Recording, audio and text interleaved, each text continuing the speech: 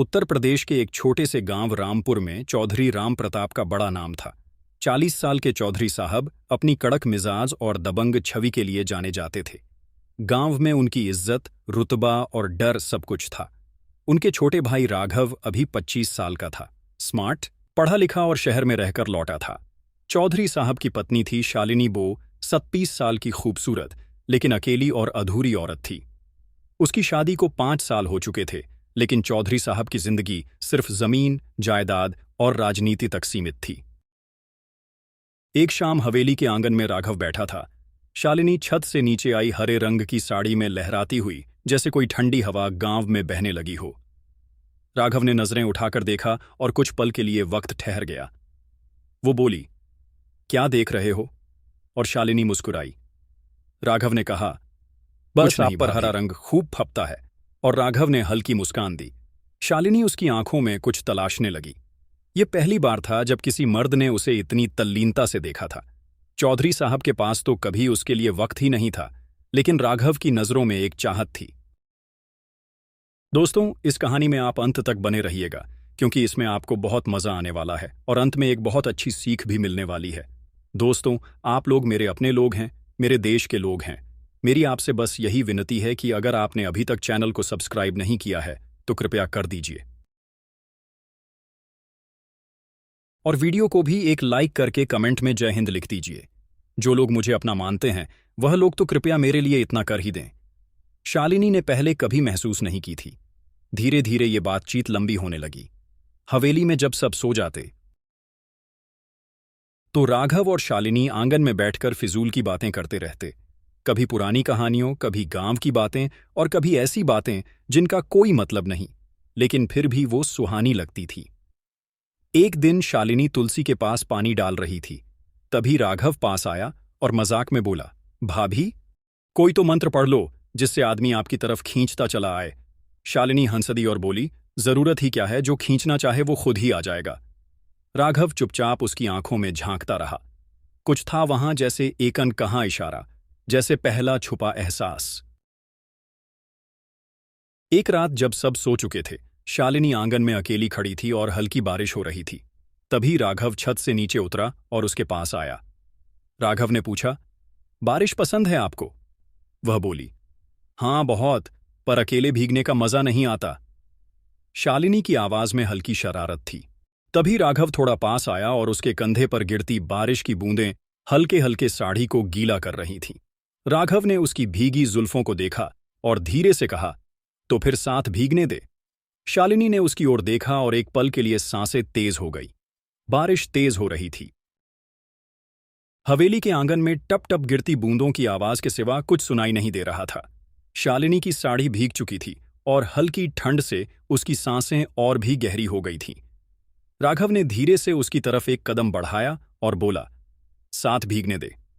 शालिनी ने हल्का सा मुस्कुराते हुए अपनी नजरें झुका लीं, लेकिन उसकी आंखों में कोई इनकार नहीं था। राघव ने अपना हाथ आगे बढ़ाया और शालिनी ने बिना कुछ कहे ही धीरे से अपना हाथ उसके हाथ में रख दिया। अब यहां से शुरू हुई वो पहली चुहन, वो पहला एहसास। राघव की उंगलियां शालिनी की कोमल हथेलियों को हल्के हल्के सहलाने लगी। शालिनी ने एक गहरी सांस ली और बोली, ये जो हो रहा है वो सही तो नहीं है ना? फिर राघव हल्का सा मुस्कुराया और बोला, अगर कुछ महसूस हो रहा है तो गलत कैसे हो सकता है? शालिनी ने कुछ नहीं कहा। वो बस राघव की आंखों में देखती रही। हवाओं में अजीब सा नशा था।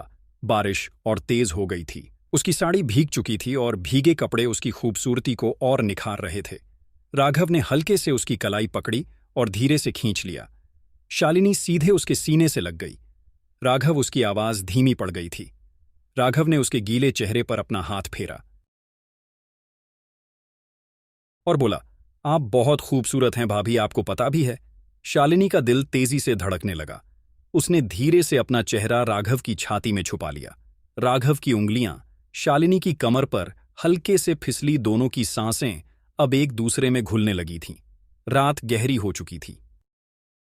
हवेली की छत पर हल्की बारिश अब रुकने लगी थी, लेकिन शालिनी के दिल में उठता तूफान थमने का नाम नहीं ले रहा था। राघव की बाहों में वो जैसे खुद को भूल चुकी थी। उसकी भीगी साड़ी बदन से चिपकी थी और राघव की गर्म हथेलियां उसके कमर पर महसूस हो रही थी, सांस से तेज, और फिर शालिनी ने धीमे से काबू हो रही। राघव, ये सही नहीं है। लेकिन उसकी आवाज में वो मजबूती नहीं थी जो होनी चाहिए थी। राघव ने उसके चेहरे को अपनी उंगलियों से ऊपर उठाया, उसकी बड़ी बड़ी डर और चाहत से भरी आंखों में झांका और हल्की मुस्कान के साथ बोला, अगर कुछ सही लगता है तो उसे गलत कहने का क्या मतलब? शालिनी ने कोई जवाब नहीं दिया, बस हल्के से अपनी पलकें झुका लीं। राघव ने धीरे से उसका गीला चेहरा अपने दोनों हाथों में लिया, पास आया और उसके माथे पर एक हल्का सा चुंबन रख दिया। जैसे ही राघव और शालिनी के बीच का फासला कम हुआ, तभी हवेली के पुराने लकड़ी के दरवाजे के पीछे से किसी की परछाई दिखी। शालिनी बोली, कौन था वो? क्या किसी ने हमें देख लिया है? शालिनी को एक अजीब सी बेचैनी महसूस हुई। उसने राघव को हल्का सा पीछे किया और जल्दी से अंदर की तरफ भाग गई। राघव मुस्कुराया, लेकिन अब उसके चेहरे पर भी हल्की बेचैनी थी। अगली सुबह जब चौधरी साहब बैठक में बैठे थे, तभी उनका सबसे भरोसेमंद नौकर काशीनाथ उनके पास आया और बोला, मालिक, रात हवेली में कुछ अजीब हुआ। ये काशीनाथ ने धीरे से कहा। चौधरी साहब ने भौहें चढ़ाई और बोले, क्या मतलब? फिर वो बोला, मैंने कुछ देखा था। चौधरी साहब की निगाहें सख्त हो गईं और बोले, ठीक से बता, क्या देखा? काशीनाथ कुछ बोलने ही वाला था कि तभी पीछे से एक तेज आवाज आई, काशीनाथ, जल्दी चल, तुझे गौशाला में काम है। ये आवाज राघव की थी। काशीनाथ एक पल को घबरा गया। उसने चौधरी साहब की तरफ देखा और फिर चुपचाप पीछे हट गया। फिर राघव ने उसे गौशाला में भेज दिया। फिर सुबह की हल्की ठंडी हवा चल रही थी। हवेली के आंगन में शालिनी तुलसी के पास दिया जला रही थी, लेकिन उसके हाथ हल्के हल्के कांप रहे थे। रात की वो मुलाकात, वो तेज धड़कनें, सब उसके मन में गूंज रही थी। उधर राघव बरामदे में बैठा अखबार पढ़ने की कोशिश कर रहा था, लेकिन हर शब्द की जगह उसे बस शालिनी का भीगा हुआ चेहरा और वो झुकी निगाहें दिख रही थीं। तभी चौधरी साहब बाहर आए और कड़क आवाज में बोले, राघव, इधर आ। राघव ने चौंक कर उन्हें देखा। चौधरी साहब ने उसे देखते हुए कहा, आजकल तू हवेली में ज्यादा ही वक्त बिता रहा है, वापस शहर नहीं जाना क्या? राघव ने खुद को संयत करते हुए जवाब दिया, भैया, अभी कुछ दिन और रहना चाहता हूं। मां की याद आ रही थी और गांव का माहौल अच्छा लग रहा है। चौधरी साहब ने उसकी आंखों में घूर कर देखा, फिर सिर हिलाते हुए बोले, ठीक है, लेकिन शहर के काम धंधे पर भी ध्यान दें। हवेली में बेकार बैठने की आदत मत डाल। राघव ने सिर हिलाया, लेकिन उसके दिमाग में कुछ और ही चल रहा था। फिर दोपहर के समय जब हवेली में सब आराम कर रहे थे, शालिनी धीरे से अपने कमरे से निकली। उसने इधर उधर देखा और धीमे कदमों से बरामदे की तरफ बढ़ी, जहां राघव पहले से ही खड़ा था। जैसे ही वो पास पहुंची, राघव ने हल्के से उसका हाथ पकड़ लिया और दीवार की होंठ में खींच लिया। फिर शालिनी ने घबराई आवाज में कहा, राघव, कोई देख लेगा। राघव ने उसके कान में फुसफुसाए, चुप, कोई नहीं देखेगा। वो उसके इतने करीब खड़ा था कि शालिनी को अपनी सांसों की गर्माहट महसूस होने लगी। राघव ने धीरे से उसकी ठुड्डी ऊपर उठाई और उसकी आंखों में झांकते हुए कहा, कल रात जो हुआ, क्या वो सिर्फ एक गलती थी? शालिनी की आंखों में झिझक और चाहत एक साथ थी। उसने कोई जवाब नहीं दिया, बस धीरे से अपनी पलकें झुका लीं। राघव ने हल्के से उसकी गीली हथेलियां अपने हाथों में लीं और बोला, अगर तुम चाहो तो मैं पीछे हट जाऊंगा, लेकिन एक बार कह दो कि तुम्हें मेरी जरूरत नहीं है।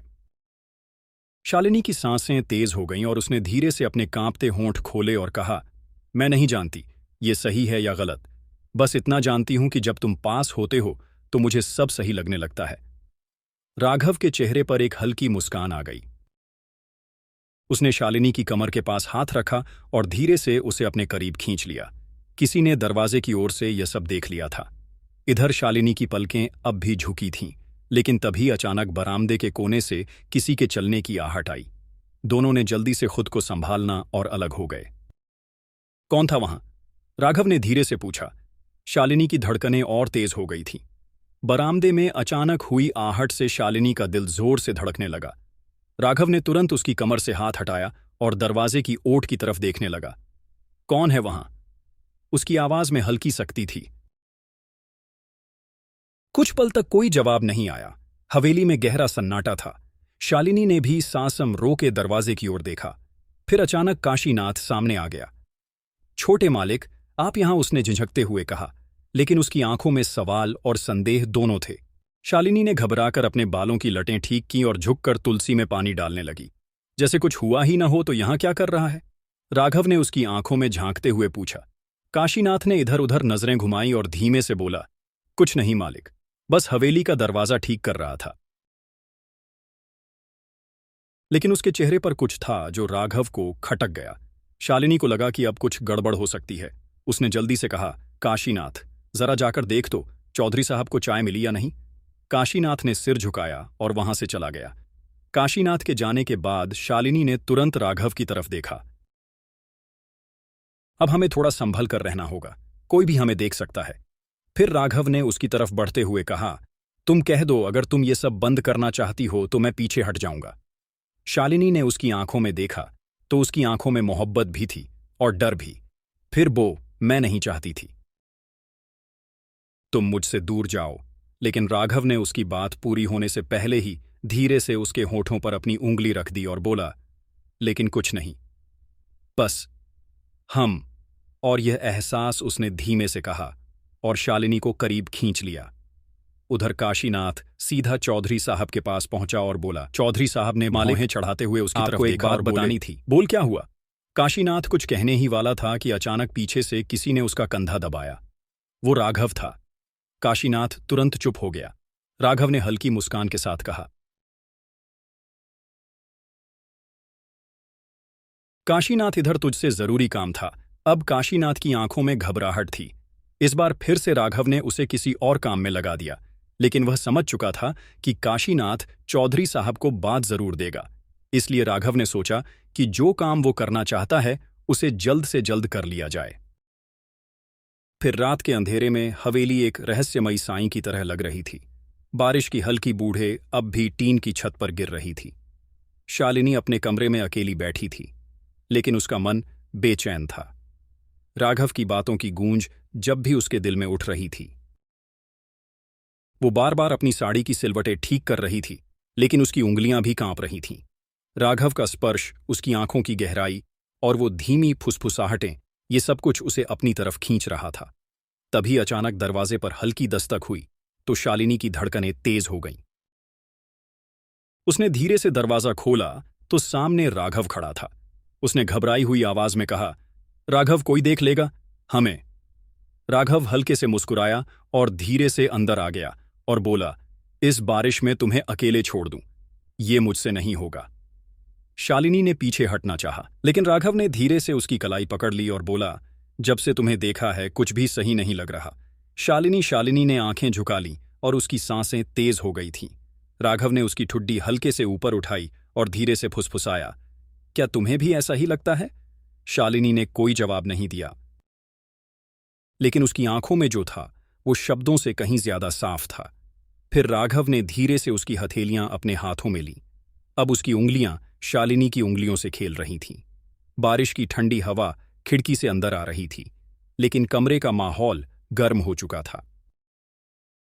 राघव ने धीरे से अपना चेहरा उसके करीब किया और शालिनी ने हल्के से आंखें बंद कर लीं।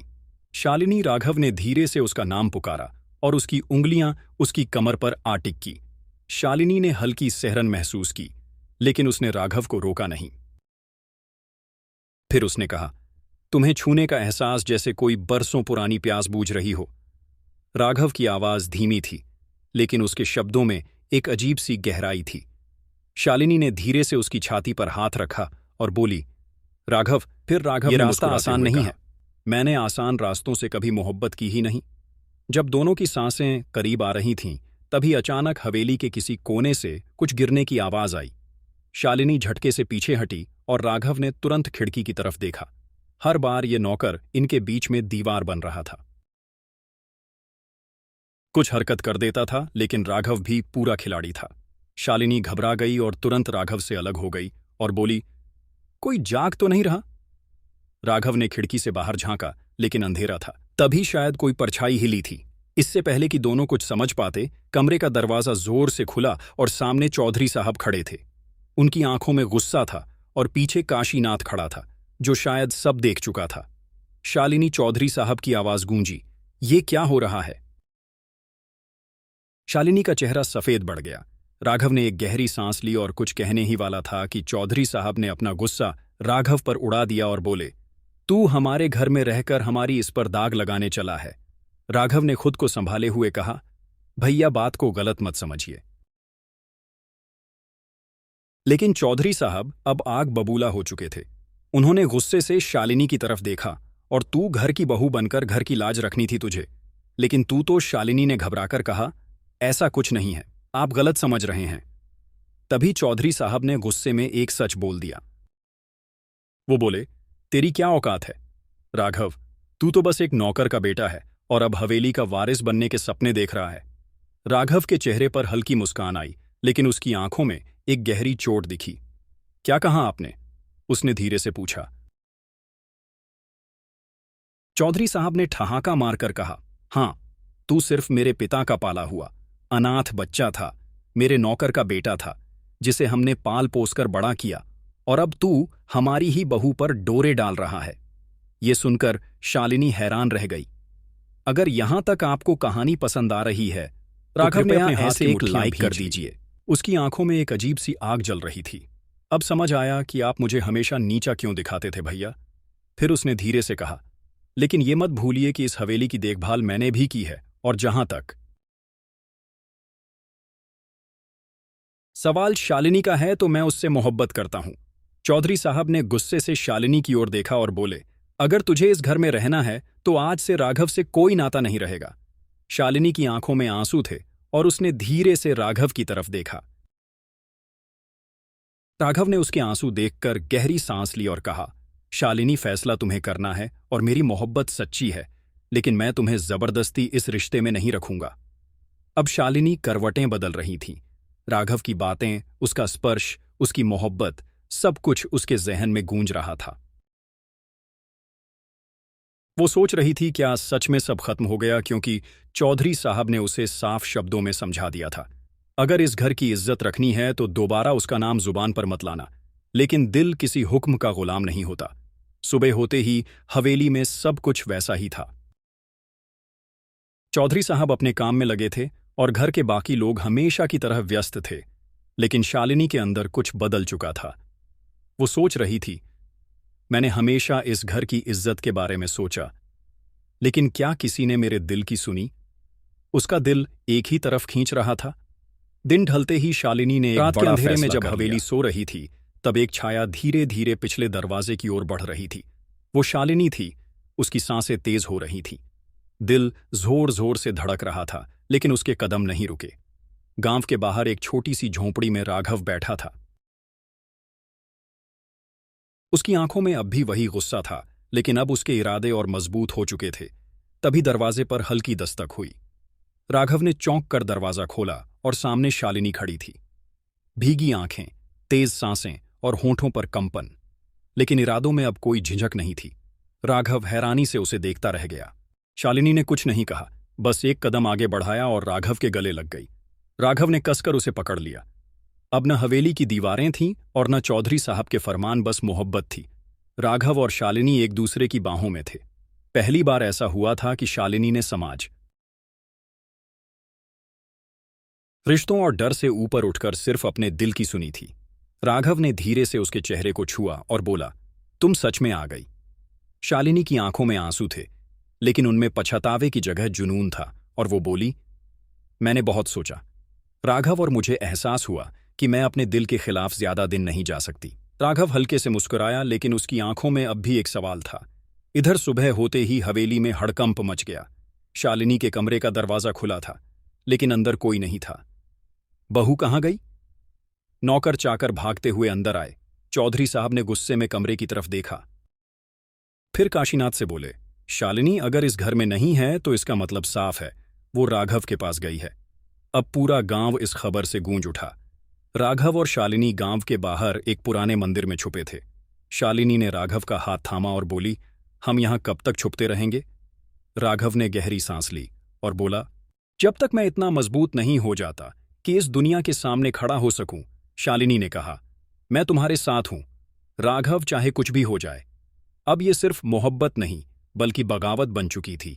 और इधर चौधरी साहब ने गांव के गुंडों को इकट्ठा किया और गरजते हुए कहा, राघव को जिंदा या मुर्दा, लेकिन मेरी हवेली के सामने घुटनों पर देखना चाहता हूं। राघव और शालिनी अब मंदिर में छिपे थे, लेकिन चौधरी साहब चुप बैठने वालों में से नहीं थे। उन्होंने पूरे गांव में एक झूठ फैला दिया कि राघव ने शालिनी को अगवा कर लिया है। अब गांव के लोग जो पहले तैयार थे, चौधरी साहब के बहकावे में आ गए। हर कोई कह रहा, इज्जत का सवाल है, मालिक की बहू को भगा ले गया, ये बर्दाश्त नहीं होगा, राघव को सबक सिखाना पड़ेगा। अब गांव के लोग अब राघव के दुश्मन बन चुके थे। इधर मंदिर में शालिनी और राघव भविष्य की योजना बना रहे थे। तभी शालिनी के फोन पर एक कॉल आया। शालिनी, तू जहां कहीं भी है, बस एक बार लौटा नहीं तो तेरा भाई जान दे देगा। अब शालिनी का दिल धड़क उठा और वो सोचने लगी कि उसके भाई को कुछ हो गया तो राघव ने उसे समझाया कि ये चौधरी साहब का जाल भी हो सकता है। लेकिन शालिनी के लिए यह फैसला आसान नहीं था। रात के अंधेरे में जब राघव सो रहा था, शालिनी चुपचाप मंदिर से निकल गई। अगली सुबह गांव की पंचायत बुलाई गई तो चौधरी साहब के चेहरे पर जीत की मुस्कान थी। तभी शालिनी वहां पहुंची। गांव वालों ने देखा वो थकी हुई थी और डरी हुई थी, लेकिन उसकी आंखों में अब भी एक चमक थी। चौधरी साहब ने पूछा, बता राघव, तुझे कहां लेकर गया था? शालिनी ने गहरी सांस ली और गांव के बीच फिर बोल खड़ी हुई, राघव ने मुझे अगवा नहीं किया था, मैं अपनी मर्जी से उसके साथ गई थी। ये सुनते ही पंचायत में सन्नाटा छा गया और चौधरी साहब का चेहरा उतर गया। लेकिन फिर शालिनी ने जो कहा उसने सबको हिलाकर रख दिया। वो बोली, हां, मैं अपनी मर्जी से गई थी, लेकिन अब मैं खुद वापस आई क्योंकि मैंने सच्चाई जान ली है। ये सुनकर गांव वाले चौंक गए। चौधरी साहब को भी समझ नहीं आया कि ये क्या हो रहा है। शालिनी की आंखों में आंसू आ गए और बोली, राघव सिर्फ मुझसे खेल रहा था, उसने मुझसे प्यार का नाटक किया, लेकिन असल में वो हवेली की दौलत हथियाना चाहता था। ये सुनकर पूरा गांव हक्का बक्का रह गया। राघव जो गांव में छिपकर ये सब सुन रहा था, उसके कदम लड़खड़ा गए। शालिनी, ये तुमने क्या कर दिया?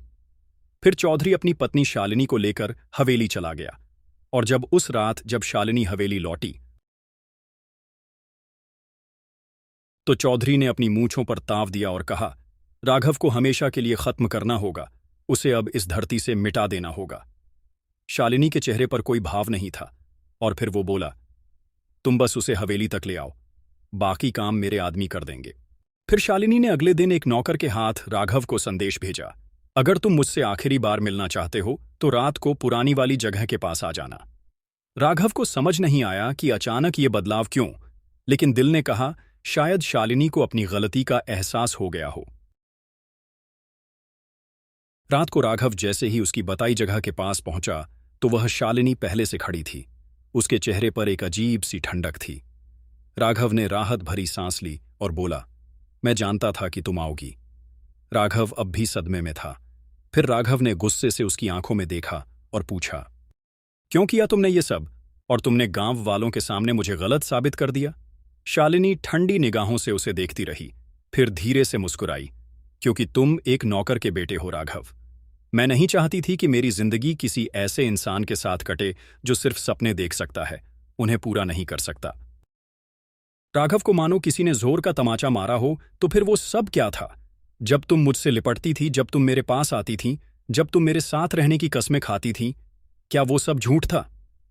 शालिनी एक कदम आगे बढ़ी। उसकी आंखों में कोई पछतावा नहीं था और बोली, मुझे लगा था कि तुम मेरे लिए सही हो राघव, क्योंकि चौधरी तो बूढ़ा हो चुका था और मैं अपनी जिंदगी यूं नहीं बिताना चाहती थी। मुझे लगा कि तुम मेरे लिए सही आदमी हो, लेकिन जब मुझे पता चला कि तुम सिर्फ एक नौकर के बेटे हो जिसके पास अपना कुछ भी नहीं है, तो मुझे समझ गया कि मैं गलती कर रही थी। राघव की मुट्ठियां भिंज गईं और बोला, तो तुमने मुझे सिर्फ इस्तेमाल किया? शालिनी ने सिर झुका लिया, फिर उसकी आंखों में देखते हुए कहा, हां किया, क्योंकि मुझे अपने लिए सबसे अच्छा चाहिए था, और जब मुझे एहसास हुआ कि तुम मेरे लिए कुछ नहीं कर सकते तो मैं वहीं लौट गई जहां से आई थी। ये सुनकर राघव की आंखों में आंसू आ गए और वो बोला, तुमने कभी मुझसे प्यार किया भी था? शालिनी के होठों पर हल्की मुस्कान आई और बोली, हो सकता है, लेकिन अब कोई मतलब नहीं। राघव की हालत देखकर शालिनी के मन में हल्की झिझक आई, लेकिन अगले ही पल उसने अपनी नजरें फेर लीं। अब राघव अब भी वहीं खड़ा था जहां शालिनी उसे छोड़कर जा चुकी थी। उसकी आंखों में अब भी प्यार था, भरोसा था, लेकिन अब विश्वास टूट चुका था। उसने सोचा था कि शालिनी दुनिया की परवाह किए बिना उसके साथ आएगी, लेकिन वो तो उसे मिटाने का फैसला कर चुकी थी। रात के अंधेरे में हवेली के पीछे का इलाका सुनसान था। चारों तरफ घना सन्नाटा था, लेकिन राघव के दिल में एक अजीब बेचैनी थी। उसे नहीं पता था कि शालिनी ने चौधरी के साथ मिलकर उसकी मौत की साजिश रच दी थी। चौधरी साहब ने अपने आदमियों को भेजा था। अब दोनों तरफ से लाठी, डंडों और हथियारों से लैस लोग उसके सामने आ चुके थे। राघव समझ चुका था कि ये खेल अब खत्म होने वाला है, लेकिन जब उसने देखा कि सामने खुद चौधरी खड़ा था और उसके ठीक बगल में शालिनी भी थी, तब उसकी आत्मा कांप गई। वो अब भी सोच रहा था कि शायद ये कोई गलत फहमी हो, शायद शालिनी उसे बचा ले। लेकिन शालिनी की आंखों में ना कोई दर्द था और ना कोई पछतावा। उसके चेहरे पर सिर्फ एक ठंडी और निर्दयी मुस्कान थी। फिर चौधरी ने आगे बढ़कर राघव के बालों को मुट्ठी में पकड़ लिया और उसका सिर ऊपर उठाया और बोला, इतना प्यार था तुझसे, लेकिन तूने मेरी बीवी को भी बहका दिया। राघव की आंखें अब भी शालिनी पर थीं और वो उससे बोला, तुमने कहा था कि तुम मुझसे प्यार करती हो। उसकी आवाज टूटी हुई थी। शालिनी ने अपनी साड़ी का पल्लू ठीक किया और ठंडी आवाज में बोली, हाँ किया था, लेकिन वो सिर्फ मेरे जिस्म की भूख थी। तुम मेरे लिए बस एक खिलौना थे जो अब टूट चुका है। ये सुनकर राघव की आंखों से आंसू छलक पड़े। उसे यकीन नहीं हो रहा था कि ये वही शालिनी थी जो उसकी बाहों में खो जाती थी, जो उसे कहती थी कि वो उसके बिना जी नहीं सकती। चौधरी गरजा और बोला, अब बहुत हो गया ये प्यार मोहब्बत का नाटक। और उसने अपनी छड़ी हवा में घुमाई। छड़ी सीधी राघव की पीठ पर पड़ी तो उसकी चीख निकल गई। फिर चौधरी के आदमी उस पर टूट पड़े। कोई उसे घसीट रहा था तो कोई मुक्के मार रहा था, कोई उसके सीने पर लाते चला रहा था। लेकिन राघव अब भी दर्द से कराहते हुए सिर्फ शालिनी को देख रहा था। उसकी आंखों में अब भी मोहब्बत थी और एक टूटा हुआ सपना था, लेकिन शालिनी ने एक बार भी आंखें नहीं झुकाईं। अब आखिरी सांस और आखिरी गलती थी। राघव के होठों से खून बह रहा था। उसकी सांसें अब धीमी हो रही थीं। उसने कांपते हाथों से शालिनी की तरफ देखा और एक आखिरी सवाल किया, अगर तुम मुझसे प्यार नहीं करती थी तो मेरे साथ वो सब क्यों किया? शालिनी की आंखों में हल्की चमक आई और बोली, क्योंकि मैं चाहती थी कि तुम मेरे लिए जी जान लड़ा दो, लेकिन जब पता चला कि तुम कुछ भी नहीं हो तो तुम्हें जिंदा रखने का कोई फायदा नहीं था। राघव का दिल अब भी मानने को तैयार नहीं था कि जिस औरत को उसने पूजा वहीं उसकी मौत का सामान कर रही थी। फिर वह बोला, कम से कम एक बार तो कह दो कि तुम्हें मुझसे थोड़ी सी भी मोहब्बत थी। फिर शालिनी उसकी ओर झुकी और उसके कान के पास आकर फुसफुसाई, मोहब्बत, हाँ हाँ हाँ राघव, तुम सिर्फ मेरी रातों की जरूरत थी, मेरा प्यार नहीं। और इसके बाद चौधरी की तलवार हवा में लहराई। राघव की आंखों में अब भी शालिनी का अक्स था, लेकिन इस बार आंखों में आंसू नहीं, सिर्फ खून था। और चौधरी और उसके आदमियों ने राघव की पिट पीट कर हत्या कर दी। शालिनी चौधरी के साथ चली गई और राघव इस दुनिया को छोड़कर चला गया। दोस्तों, कहानी में आपको गलती किसकी लगी कमेंट करके जरूर बताएगा, क्योंकि आप लोग मेरे अपने लोग हैं। मैं कमेंट की उम्मीद करती हूं। इस कहानी को सुनाने का उद्देश्य किसी के दिल को ठेस पहुंचाना नहीं है, किसी की भावनाओं को ठेस पहुंचाना नहीं है, किसी प्रकार की अनैतिकता या अश्लीलता को बढ़ावा देना नहीं है। इस कहानी का उद्देश्य समाज में हो रहे इस प्रकार के मुद्दों के प्रति जागरूकता लाना है, ताकि लोग इस तरह के मुद्दों के बारे में जान सकें और अपनी सोच विकसित कर सकें। और इस तरह की जो कहानी हमने आपको सुनाई है, ऐसे धोखे में या जाल में ना फंसे मिलते हैं आपसे किसी और नई कहानी में। कहानी पसंद आई तो अपने दोस्तों और रिश्तेदारों को भी भेज दीजिए। तब तक के लिए नमस्कार, जय हिंद, जय भारत।